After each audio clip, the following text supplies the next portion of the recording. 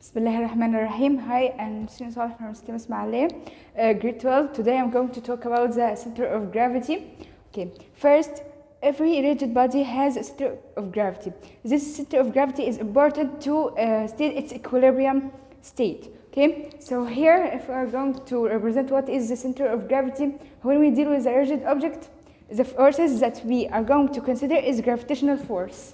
Okay, this gravitational force, it varies from object to another. The gravitational force isn't uniform to all the objects in the Earth. It is various as they are in different locations on the Earth. Okay, but when we talk about the average or the ideal situation for it is 9.8. The known magnitude for all of us or all the physics. Okay, so when we talk about an object like here, a regular rigid object like here, that is a regular rigid object, and we want to consider its center of gravity. Okay, so first we are going to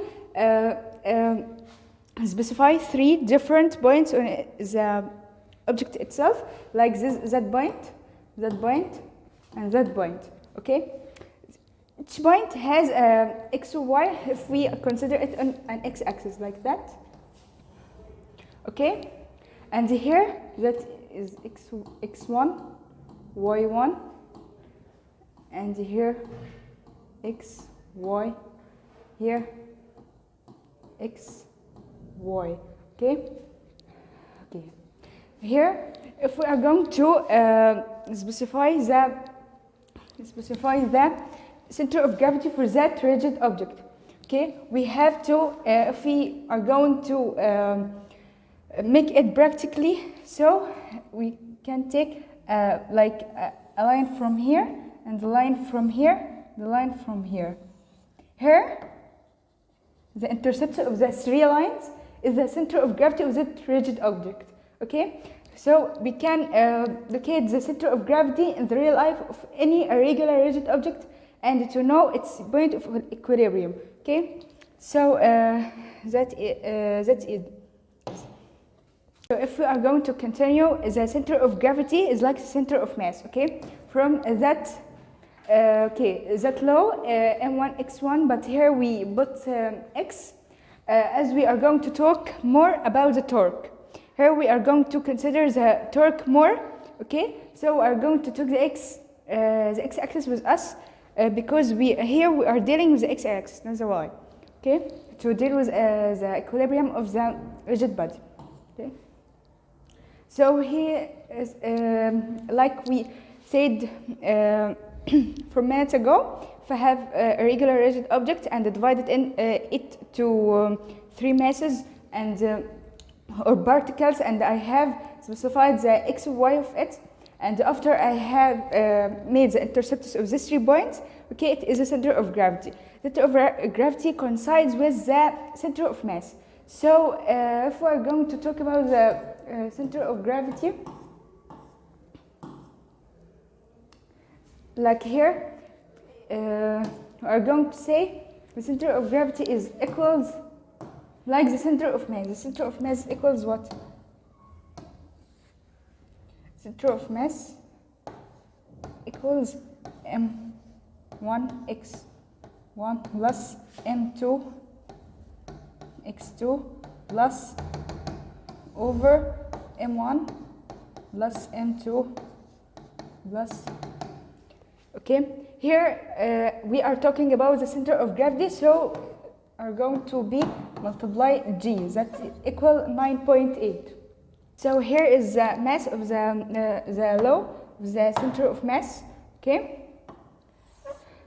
that is the law of the center of mass. Okay, so that law is the law of the center of mass, and it's important to conclude the law of the center of gravity. Okay, that is the same draw that we know that here, if we have these 3 points of one regular object and the interceptors of these 3 points is the center of gravity of that object. Okay, but here's the difference between this is the center of mass and the center of gravity is that I'm going to multiply all the masses here with the value of the gravitational force, as I must consider it in that object. Okay, and you know it's equal to 9.8. Okay, so through the origin equal in magnitude. Okay, you say, and then that is the weight of the object. Okay, so I said here we are going to talk about the torque. So if we are going to talk about the torque is going to equal to, like here. Okay, I have an object, a regular object. Okay, and after I had specified the 3. Okay, so here we are going to. Here is the law of the torque. Okay, like if I have m1 multiply g plus m2 multiply g. Okay, so it's going to be for the torque m1 multiply x1. That the x is represented the x-axis that I had specified in the coordinate of x, y. Okay, plus m2 x2 1 multiply g. Okay. So here is an example for the torque and the center of gravity, or application for it. It says, it says a meter stick of uniform density is hanging from a string tied at the 25 centimeter mark. A 0.5 kilogram object is hanging from the zero end, and we wanted to focus at this point. The zero end of the meter stick, and the meter stick is balanced horizontally. What is the mass of the meter stick? So we are going to need the whiteboard. Okay.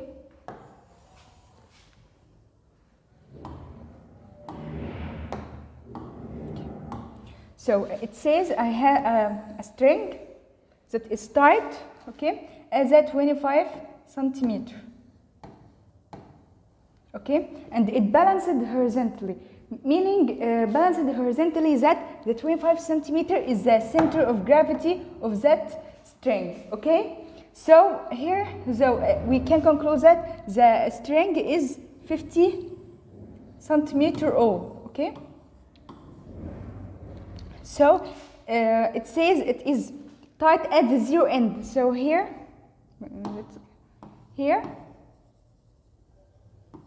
is the mass or the weight that equals 0.5 kilogram.